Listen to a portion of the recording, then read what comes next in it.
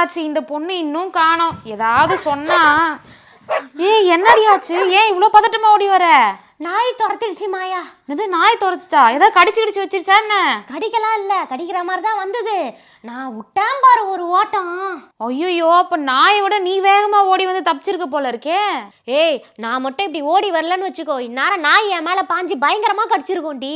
ஐயோ, இந்த நாயால எவ்வளோ பதட்டம் ஆயிடுச்சு எனக்கு. அப்பா ஆமாண்டி, இந்த மாதிரி தான் ஈரோட்ல ஒரு நாயால எவ்வளோ பெரிய ஆக்சிடென்ட் ஆச்சு தெரியுமா நேத்து? என்னது, நாயால ஆக்சிடென்ட்டா? என்ன வழக்கம் போல உள்ள வந்து பூந்துருச்சா? எப்படி பார்த்த மாதிரியே சொல்ற? அதுதானே நடந்துகிட்டு இருக்கு. ஆமா, இதே மாதிரி தான் ஈரோட்ல 2 பேரு 2 வீலர்ல போயிட்டு இருக்கும்போது திடீர்னு நாய் குறுக்க வந்து வீல் மேல விழுந்துருச்சு. பயத்துல அந்த வண்டி கீழே விழுந்து 2 பேருக்கும் செம்ம அடி தெரியுமா? ஐயோ, அவனுங்க 2 பேருக்கும் பயங்கரமா அடிபட்டிருக்கோம்ல.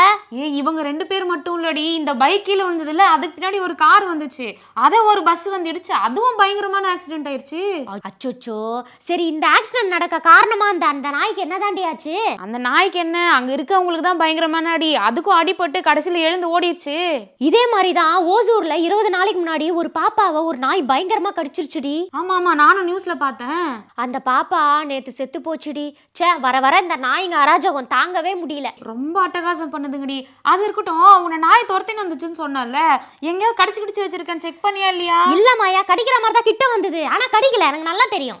நான் சொல்றேன், செக் பண்ண முதல்ல. ஐயோ, சத்தியமா இல்ல மாயா, கடிச்சா எனக்கு வலிச்சிருக்கும்ல. அப்புறம் உன் இஷ்டம்பா, எனக்கு தெரியாது. நான் போய் பஸ் எங்க இருக்குன்னு பாக்குறேன்.